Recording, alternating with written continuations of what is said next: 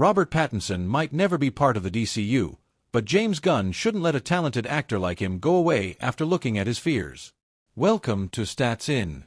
If you're just joining us, please subscribe and don't forget to turn on notifications bell for more video.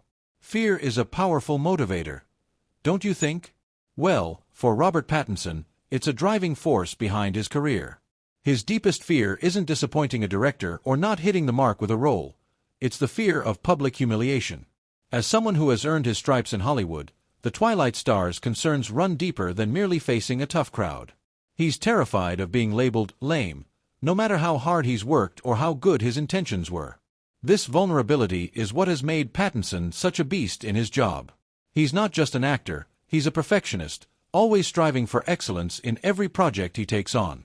And now, as the DC Universe continues to grow and evolve under the leadership of James Gunn and Peter Safran, Pattinson's The Batman legacy must be fiercely protected, and it's clear why. When Robert Pattinson speaks about his deep fear of humiliation, it hits differently. It's not the kind of fear we all feel when we're on stage at an open mic or when we have to present a big project in front of the board. His fear runs through every scene, every performance, every film he touches. He understands that when a movie flops or a role doesn't land, the fingers pointing at him aren't going to be kind. No one's going to care about the reasons, he admitted, via Clutch Point. Continuing, he stated, "You're the one who everyone's going to say is lame. And the vast majority of people will say you're lame even when you tried your best. We think we've all been there. When the stakes are high, and you're under the microscope, the weight of judgment feels crushing." Pattinson's way of dealing with it is simple. He gives it everything. There's no room for half-baked performances in his world.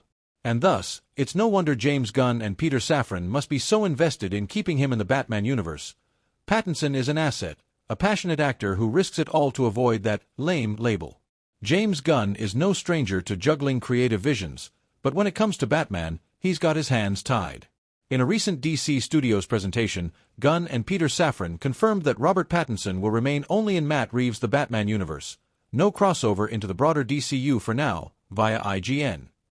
They love Pattinson, they're all about his performance in The Batman, but introducing another Batman into the DCU is imperative.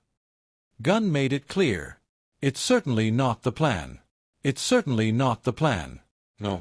This decision speaks volumes about the unique position Pattinson finds himself in. While his version of The Dark Knight won't be part of the upcoming The Brave and the Bold, there's no denying the value of what he brings to the table. It's not just about a cool Batmobile or a brooding vigilante in a cape. Pattinson's Batman resonates because of his raw, human portrayal of the character. And even though the larger DCU is moving on, The Batman 2, with Pattinson at the helm, is a gem they must not be willing to abandon anytime soon. Ergo, Robert Pattinson's approach to acting isn't just about taking roles. It's about taking ownership of his work.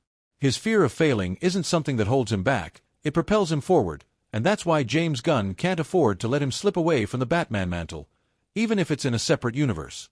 The Batman 2 is expected to be released on October 1, 2027. Daniel Radcliffe skips Wolverine for a major DC villain role under James Gunn. Marvel's loss might just be DC's biggest win. Welcome to Stats In. If you're just joining us, please subscribe and don't forget to turn on notifications bell for more video. Welcome to Stats In. If you're just joining us, please subscribe and don't forget to turn on notifications bell for more video. Daniel Radcliffe dodging Wolverine only to land in James Gunn's DC playground? Now that's a plot twist. Just when Marvel fans were hoping to see him sharpen his claws, Gunn swooped in and handed him a villain role instead. And not just any villain, an iconic one. Looks like the Harry Potter star is trading magic for mayhem, and honestly, that's a way more exciting move. Reports say Daniel Radcliffe is in talks to play Basil Karlo in James Watkins' Clayface. Radcliffe has been dodging the superhero game for years, but James Gunn clearly had other plans. Instead of another mutant fan casting, he's stepping into DC's darker, weirder side, right where Gunn thrives. A horror-infused Clayface, with Radcliffe in the mix.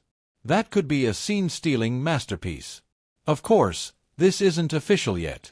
But if the Harry Potter star does become Karlo, he'll be the latest big-name Gunn has lured into DC's evolving universe. And considering Clayface is one of Batman's most complex villains, Radcliffe's knack for offbeat roles could be exactly what this character needs. The timing's also interesting. Marvel's been circling X-Men casting for a while, and Radcliffe's name kept popping up, especially for Wolverine. But instead of joining the MCU, he's diving into DC's darker depths. Feels like a win for Gunn. Now the big question: how will Clayface fit into Gunn's grand DC vision? Horror vibes? Psychological thriller? Either way, if Radcliffe is on board, this could be one of the most unexpected and exciting villain castings in years. Daniel Radcliffe's Escape from Pretoria just landed on Netflix UK and Ireland, and if you missed it back in 2020, now's your chance. The gripping jailbreak thriller is based on a true story. Radcliffe plays anti-apartheid activist Tim Jenkin, who masterminds a daring escape from a South African prison in 1979. Critics were on board. The film holds a solid 73% on Rotten Tomatoes, praised for its suitably gripping jailbreak action. The Guardian called it pacey and nervy, while The Independent found it intricate and studiously plotted. Directed by Francis Annan, the film also stars The Punisher's Daniel Webber and fellow Harry Potter alum Ian Hart. Radcliffe's keeping busy. Now You See Me 3 and Batso are on the way. Oh, and in 2023, he welcomed a baby boy. He's smiling, and that's all I need, he told E! News. Like, that's awesome. Some people have to wait a lot longer for that, so I'm really happy with that.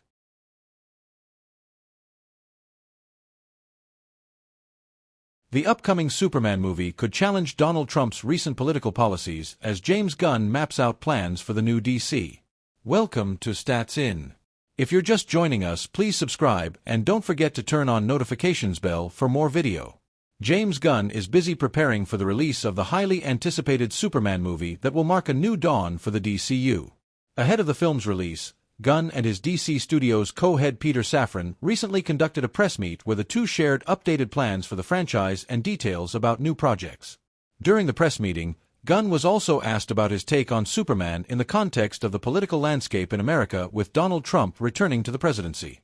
In response, Gunn's hinted the character was the perfect antidote for a politically divided America. Here is what Gunn had to say about Superman and the future of the DCU. James Gunn is the current co-head of DC Studios, with the filmmaker recently conducting a press meet where he detailed the studio's upcoming plans. During the event, Gunn spoke with Variety about his next directorial venture Superman, which will be released in July, 6 months after Donald Trump's re-election. In his conversation with the press, Gunn was asked what Trump's return to power meant for Superman as a character, especially with Gunn attempting to bring a new and updated take on the iconic superhero. He's a character that stands for something that is solid, for basic human morals, basic human integrity, the basic belief in protecting others, the weak, and being good to people and being honest. He stands for what I think of as the rules that don't change. Gunn made the above statement, explaining that he did not think Superman was a part of the current cultural movement in America. The filmmaker elaborated that the character's ideas and morals were universal in nature and not restricted to political discourse at a certain point in time. Therefore, Gunn's comments heavily